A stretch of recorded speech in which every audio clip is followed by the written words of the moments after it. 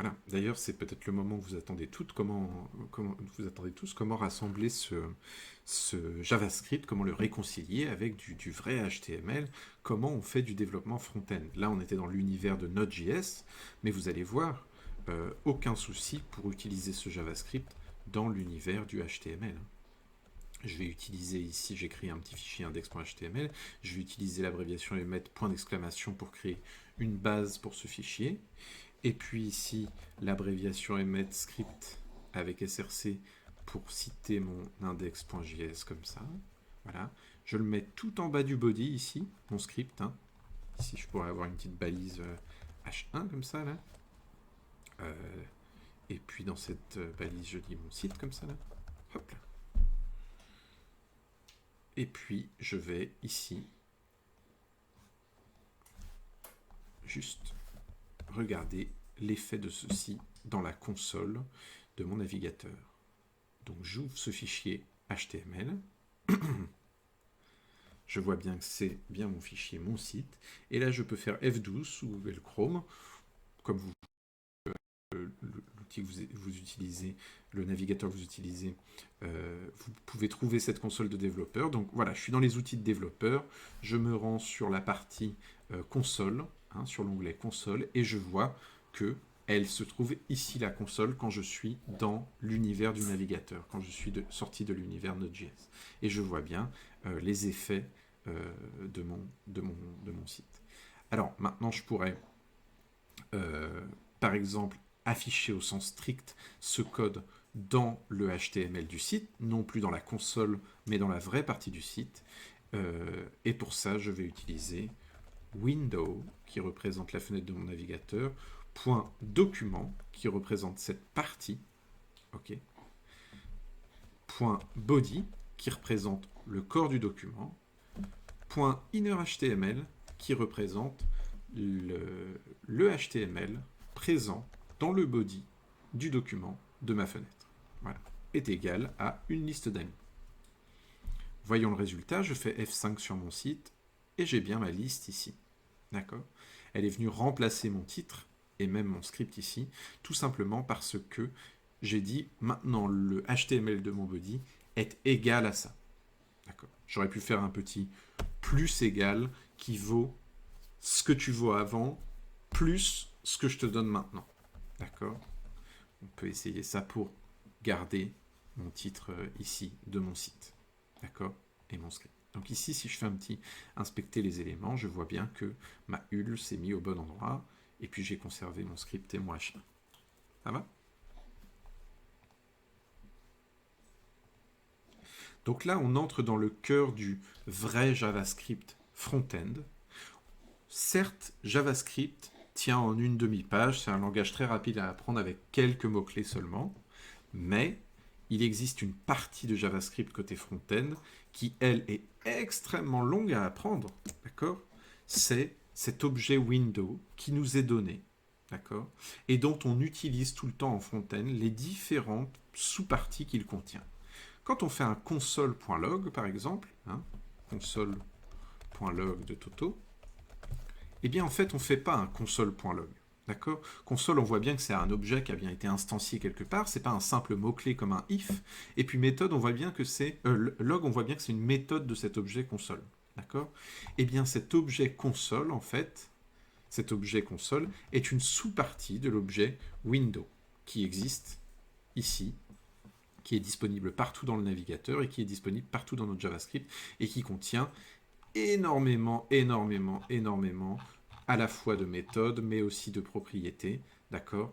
Mais vraiment, il y en a des milliers, et surtout, elles changent tous les mois, d'accord ? Il y en a des nouvelles tous les mois, on va dire. Puisqu'il y a toujours des nouvelles choses qu'on peut faire dans les navigateurs, toujours montrer plus de nouveaux médias. Par exemple, très récemment, on a eu une grosse mise à jour de cet objet pour pouvoir utiliser la réalité virtuelle, les cases de réalité virtuelle en ligne depuis nos sites web. J'en passe. D'accord ? Donc apprendre cet objet Windows, c'est un travail de tous les jours, presque infini, et qui peut demander une expérience gigantesque. Voilà, ça peut être l'histoire d'une vie que de devenir expert JavaScript front-end et de connaître parfaitement cet objet. D'accord ? Donc, Je disais ici, on a console.log, d'accord? J'ai bien une console ici, je peux faire console.log de quelque chose, de Toto. Mais en vérité, je suis dans le scope de Windows. J'utilise windows.console.log lorsque je fais ça. J'ai juste pas besoin de citer Windows tout le temps lorsque j'utilise les différentes choses qui existent dans Windows, tellement cet objet Windows est omniprésent. D'accord? Donc généralement, vous allez voir document.getElementById, par exemple, pour aller chercher un élément via son ID. Imaginons ici, je donne une ID à mon H1, titre, et puis j'utilise ici document.getElementById, d'accord, de titre. Et puis je dis que ton inner HTML, ça devient Toto. Ok? J'essaye ça. Apparemment, ça fonctionne. Ok? Mais en fait, ce que j'ai fait, c'est que j'ai utilisé la partie de Windows qui s'appelle document. C'est implicite. Donc ça aura exactement le même effet que ceci. D'accord? C'est exactement la même chose. Windows est implicite partout. Donc, ne mélangez pas ce qui est de l'ordre du pur JavaScript comme le mot-clé const ou le mot-clé if que vous retrouverez sous Node.js. Document.getElementById, vous ne le retrouvez pas sous Node.js, ni même Windows. D'accord? Sous Node.js, il n'y a pas de window, il n'y a pas de document, il n'y a pas de body, il n'y a pas d'inner HTML. On est sur un langage de programmation pour faire des serveurs ou pour faire des applications. Ça n'a plus rien à voir avec le web. D'accord? Donc, on pourrait passer à partir de maintenant des heures sur une très longue vidéo pour aller découvrir toutes ces méthodes spécifiques qui existent dans Windows pour créer des éléments HTML, pour les supprimer, pour les modifier, comme je viens de le faire là, et pour, en partant de quelques données, générer toute une page HTML complète. On pourrait aussi parler des différents événements que je peux associer à n'importe quel objet. Par exemple, ici, mon titre, je pourrais le mettre ici dans une, voilà, dans une petite constante. Titre, de cette manière-là. Je vais faire un petit console.log de titre pour qu'on voit bien le lien entre mon JavaScript et mon HTML. Voilà, je retrouve ici mon élément du HTML que je suis allé chercher via JavaScript et que j'ai mis dans titre ici. Rappelez-vous, Windows n'est pas obligatoire ici. D'accord?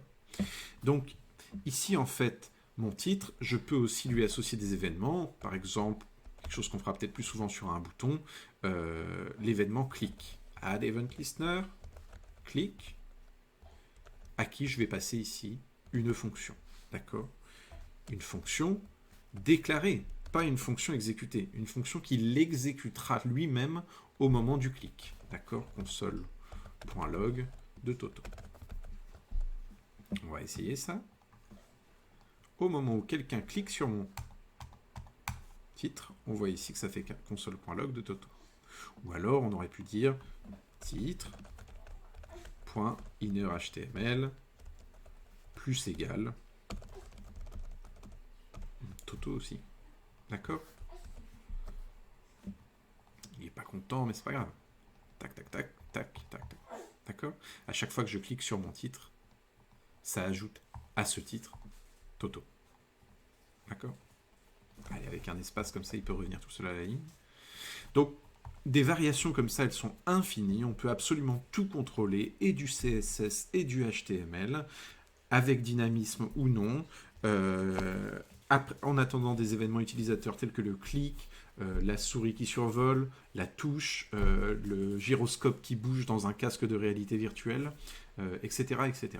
Donc nous, on ne va pas perdre de temps avec ça, puisque on fait en une seule journée la découverte de JavaScript et de React, un framework qui va nous permettre de faire tout ça beaucoup plus facilement, de manière beaucoup plus lisible. Mais si vous prétendez à avoir un vrai niveau junior en JavaScript, à pouvoir débugger du code avancé en React ou en Angular, à être prêt pour le prochain grand framework JavaScript, etc., etc., il va falloir un jour se plonger en profondeur dans ce JavaScript-là, qui est le vrai JavaScript natif, qu'on peut utiliser correctement dans tous les navigateurs, et qui est celui qu'utilise React pour produire facilement des pages web. D'accord? Donc on ne va pas s'apesantir là-dessus maintenant, parce qu'on va attaquer tout doucement React. Mais voilà,